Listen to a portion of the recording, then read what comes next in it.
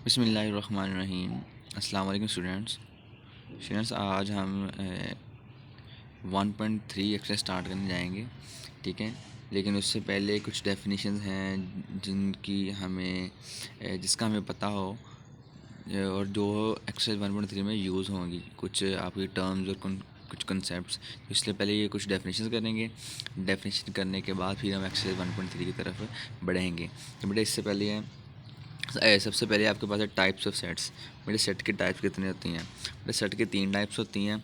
सबसे पहले होती है आपके पास फाइनाइट सेट्स। ठीक है, उसके बाद बेटा इनफाइनाइट सेट और फिर एम्प्टी सेट। ठीक है बेटा, फाइनाइट सेट, इनफाइनाइट सेट और एम्प्टी सेट, इनकी डेफिनेशंस बेटा मैंने क्वेश्चन बना के लिखे हुए हैं, ताकि आप पेपर में भी क्वेश्चन आते हैं डेफिनेशंस, इसलिए फिर मैंने क्वेश्चन बना के आपको डेफिनेशन करवाई हैं। सबसे पहले बेटा है differentiate between finite and infinite set. बेटा फाइनाइट और इनफाइनाइट सेट के दरमियान आप फ़र्क करें। बेटा जब डिफरेंशिएट का लफ्ज़ आता है तो फिर आपने ऐसे दरमियान में लाइन लगा के ऐसे दोनों का बेटा फ़र्क लिखना होता है। ठीक है बेटा, फाइनाइट सेट क्या है? A set having a finite number of elements. एक सेट जिसमें नंबर ऑफ़ एलिमेंट्स फाइनाइट हो। बेटा फाइनाइट मीन लिमिटेड हो, या जिसको आप जिनके आप नंबर ऑफ़ एलिमेंट्स गिन सकते हो। बेटा ठीक है, अगर नंबर ऑफ़ एलिमेंट गिने ना जा सकें, मीन्स मैं कह दूँ कि the number of stars in the sky. ठीक है, आसमान पे बेटा जो तारे होते हैं उनको वो गिनो, तो बेटा आप नहीं गिन सकते, तो फिर वो इनफाइनाइट सेट हो जाएगा। लेकिन जब आप नंबर ऑफ़ एलिमेंट्स गिन सकते हो, या तो फिर आप उसे कहते हो ये फाइनाइट सेट है। ठीक है, लिखा हुआ set having a finite number of element, ऐसा एक सेट जिसमें नंबर ऑफ़ एलिमेंट्स फाइनाइट हो। फाइनाइट में लिमिटेड हो, या काउंटेबल हो, या जिसको आप काउंट कर सके हो, या जैसे कहते हैं कि लिमिटेड लिखा लें बेटा, लिमिटेड लिखा लें आप। ठीक है, इसकी एग्जांपल मैंने ली हुई है set of natural number less than 7। बेटा आप सबसे पहले नेचुरल नंबर का सेट होता है 1 2 3 4 5 6 7 8 9 10 अप टू सो ऑन। अब इसने कंडीशन साथ दी है the set of natural number less than 7, जो 7 से छोटे नेचुरल नंबर उसका सेट। बेटा 7 से छोटे नेचुरल नंबर आपको पता क्या होते हैं? 1 2 3 4 5 6। तो बेटा 6 है, उसके बाद 6 गिने जा सकते हैं, तो इसका मतलब क्या है कि ये वाला काइंड आपको फाइनाइट सेट है, आप काउंट कर सकते हो। उसके बाद है B as the set of vowels. Vowels का सेट, तो बेटा वोवल्स आपको पता है A E I O U, ये 5 लफ्ज़ होते हैं, तो बेटा 5 लफ्ज़ आप गिन सकते हो। ठीक है, इजीली काउंट कर सकते हो। इसका मतलब क्या है कि ये दो आपके पास है फाइनाइट सेट हैं। ठीक है बेटा, ऐसे ऐसे हर वो सेट जिसको आप गिन सको वो आपके पास है फाइनाइट सेट कहलाता है। अब नेक्स्ट आपके पास है इनफाइनाइट सेट।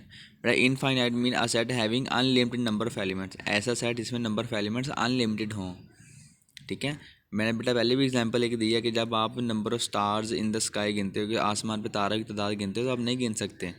ठीक है, इस तरह अगर आप और भी है कि the number of leaves in the tree. ठीक है, तो आप ज़ाहिर बात है कोई पौधा है बेटा, तो उस पर आप पौधे पे आप उनके पत्तों की तादाद नहीं गिन सकते। ठीक है, उसके अलावा द नंबर ऑफ़ हेयर्स, अगर आप सर के बाल गिने तो वो भी नहीं गिन सकते। और फिर बेटा ये लिखा the set of natural number, उसने सिर्फ बताया सेट ऑफ नेचुरल नंबर है। बेटा नेचुरल नंबर कौन सा है? 5 6 10 हैं, या 15 हैं, 20 हैं, 100 हैं। बेटा natural number mean overall counting. बेटा 0 से 1 से लेके 1 2 3 4 and up to so on. बेटा आगे तक, आगे अनलिमिटेड नंबर तक जा रही है, हमें नहीं पता ये कहाँ जाके स्टॉप होगी। इसका मतलब क्या है? सेट ऑफ नेचुरल नंबर अगर सिर्फ कहेगा तो वो भी आपके पास है इनफाइनाइट सेट आ जाएगा। नेक्स्ट लिखा हुआ है सेट ऑफ होल नंबर। बेटा होल नंबर मीन जो जीरो से शुरू होता है। नेचुरल नंबर 1 से शुरू होता है, जो सेट 0 से शुरू हो वो होल नंबर होता है।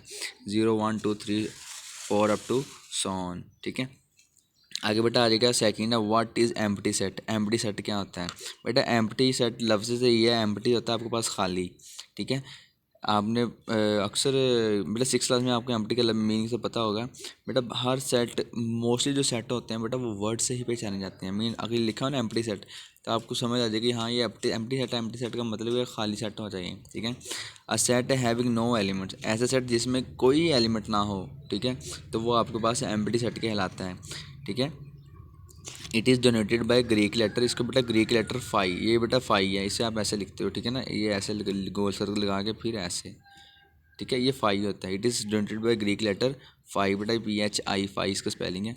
और बेटा ऐसे दो कर्ली ब्रैकेट लगा के लिख देते होते हैं। ठीक है ना, एक कर्ली ब्रैकेट लगाई ऐसे, ठीक है, फिर दूसरी कर्ली ब्रैकेट लगाई ऐसे, इसके दरम्यान कुछ नहीं। तो बेटा ये एक एम्प्टी सेट की कैसे कहते हैं नोटेशन है। बेटा इसका आप ऐसे डोनेट करते हो।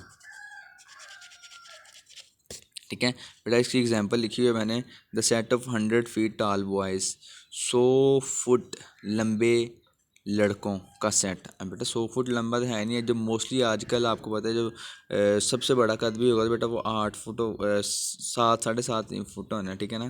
तो इससे बड़ा तो होना कोई नहीं, 100 फुट वाला बंदा तो हमने देखा ही नहीं है। इसका मतलब क्या है कि हम ऐसे हमारे पास कोई सेट ही नहीं है जिसमें हम ऐसे कोई बंदे किसी के नाम लिखें। उसके बाद set of days of 26 hours. अब बेटा कोई ऐसा दिन भी हमारे पास नहीं है जिसमें 26 घंटे हों। आपको पता है कि जो दिन होता है वो 24 घंटे का होता है। बेटा वो कह रहे 26 घंटे के दिन है उनका सेट, तो बेटा 26 घंटे वाला दिन तो आपके पास होता नहीं है, उनका सेट कैसे बनाओगे, ठीक है। तो बेटा नेक्स्ट आ जाएगा सिंगलटन सेट। बेटा सिंगलटन सेट मीन सिंगल से बना देगा, सिंगल फिर ton, singleton set. A set having a single element is called a singleton set. ऐसा सेट जिसमें सिर्फ एक ही एलिमेंट हो, ठीक है, वो सिंगलटन सेट कहलाता है। तो बेटा ये देखें, ये सेट के लिए ब्रैकेट उसके दरम्यान सिर्फ एक ए ही लिखा हुआ है, ठीक है, सिंगलटन सेट। आप देखें ये सेट इसके दरम्यान सिर्फ ज़ीरो लिखा हुआ है, तो बेटा ये ज़ीरो खुद एक एलिमेंट है। ज़ीरो एक ये नहीं कि एम्प्टी सेट है बेटा, उसके अंदर ये ज़ीरो मीन एक एलिमेंट तो है ना कम अज़ कम, तो ये सिंगलटन सेट कहलाएगा, ठीक है। नेक्स्ट आ जाएगा बेटा define equivalent sets and non equivalent set. बेटा equivalent and non equivalent set वो बताना है। बेटा इक्वल और इक्विवेलेंट दोनों में फ़र्क है, ठीक है। पहले आप इक्विवेलेंट पढ़ लें, इसके बाद फिर मैं इक्वल की तरफ जाऊंगा। पहले बेटा इक्विवेलेंट सेट क्या है। Two sets are equivalent if and only if 1-to-1 correspondence can be establish between them.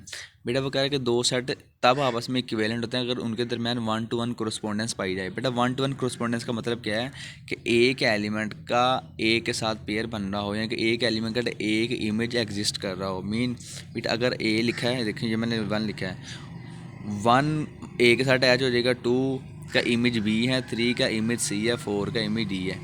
अगर इसको डी का इमेज 4 है, यानी कि डी का प्री इमेज 4 है, ठीक है, सी का प्री इमेज 3 है, बी का प्री इमेज 2 है, और ए का प्री इमेज 1 है, यानी कि ये इसका है, ये इसका, ये इसका, ये इसका। बेटा ये ऐसे करके, ठीक है ना, ये 1-to-1 होता है correspondence.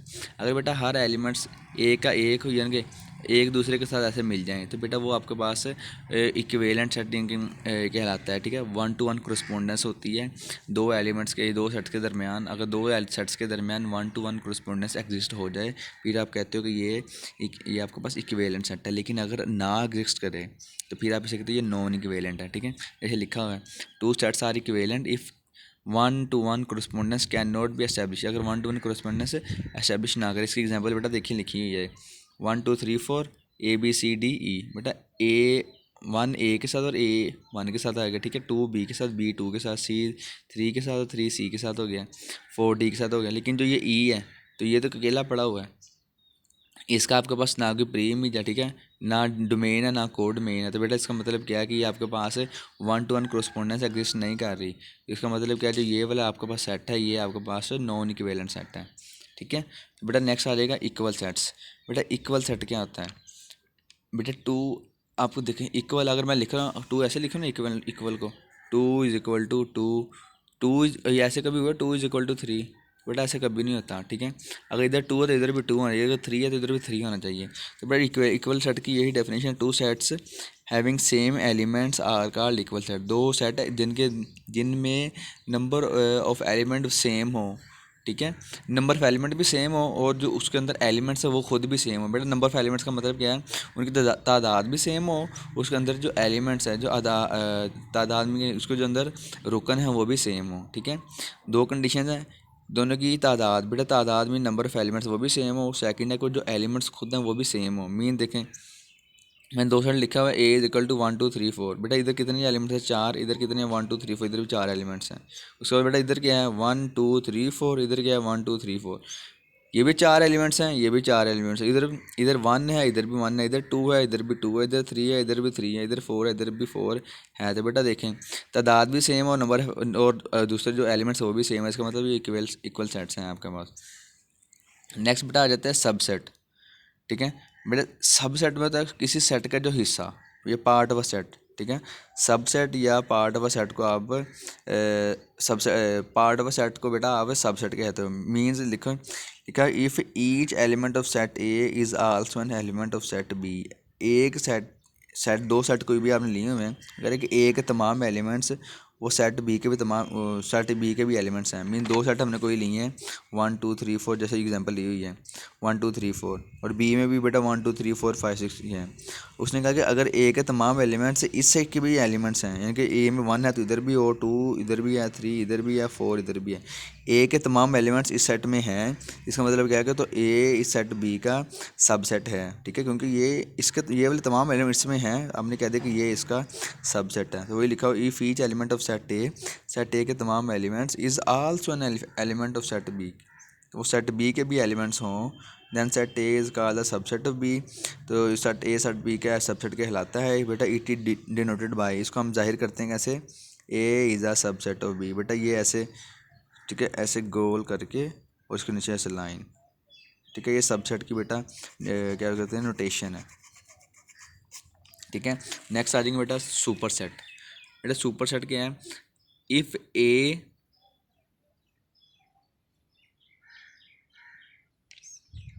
Is a subset of B, A subset of B, then set B is called super set of set A. वो कह रहा है कि अगर ए सेट बी का सबसेट है तो सेट बी जो वो सेट ए का सुपर सेट कहलाएगा। कैसे कहलाएगा बेटा, देखें ज़रा, देखिए बेटा अभी आपने एग्जांपल की है, ए आपके पास है 1 2 3 4, बी आपके पास है 1 2 3 4 5 6। ठीक है, इसके तमाम एलिमेंट इसमें हैं। ठीक है, ये इसके में नंबर ऑफ़ एलिमेंट कितने हैं, 4 हैं, इसमें नंबर ऑफ़ एलिमेंट कितने हैं, 6 हैं। ऐसे ही बेटा 6 एलिमेंट्स हैं।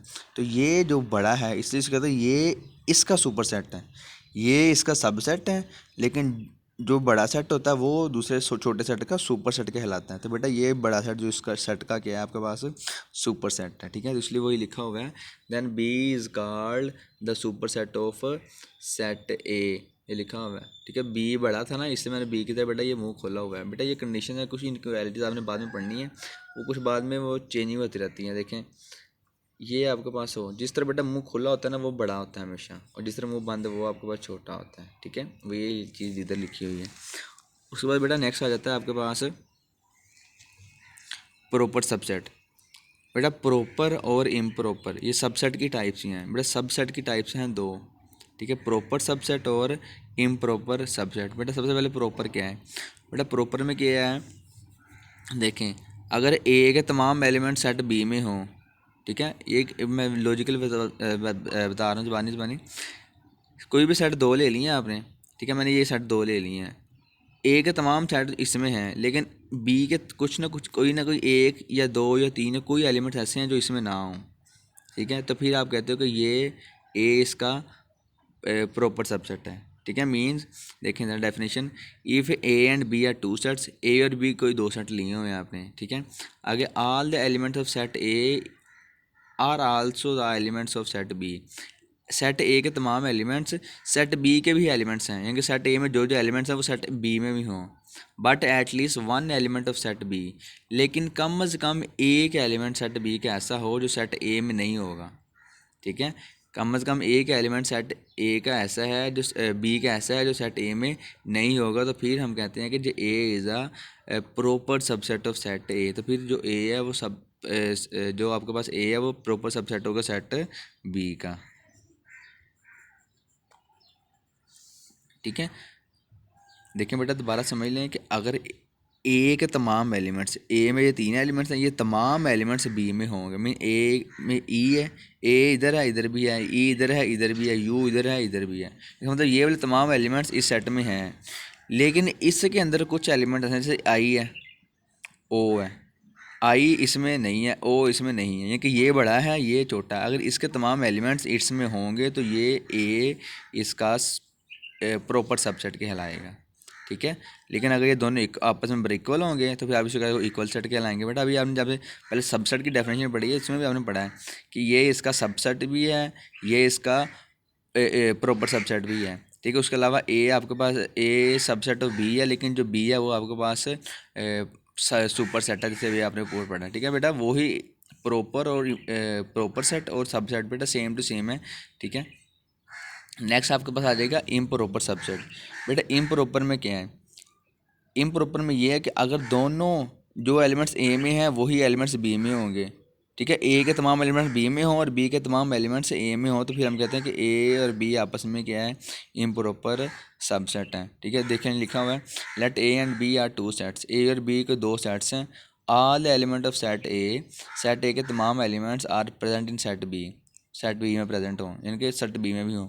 ए के तमाम एलिमेंट सेट बी में हों और बी के तमाम एलिमेंट सेट ए में हों, तो then set A is called improper subset of set B. तो फिर सेट ए सेट बी का इम्प्रॉपर या सेट बी सेट ए का इम्प्रॉपर सबसेट कहलाएगा। तो बेटा इसको लिखने की कंडीशन क्या है, ये वाली, A is a improper subset of B. ठीक है बेटा, इसमें ए जो प्रॉपर होता है, प्रॉपर में आप सिर्फ ऐसे लिखते हो गोल। ठीक है, इम्प्रॉपर में आपने बेटा नीचे लाइन भी लगानी होती है। तो ये थी बेटा आप कुछ डेफिनेशन जो एक्सरसाइज 1.3 में यूज़ होनी थी। ठीक है, नेक्स्ट एक्सरसाइज 1.3 की तरफ नेक्स्ट वीडियो में हम जाएंगे, तो आपको समझ लग जाएगी। अल्लाह हाफिज़।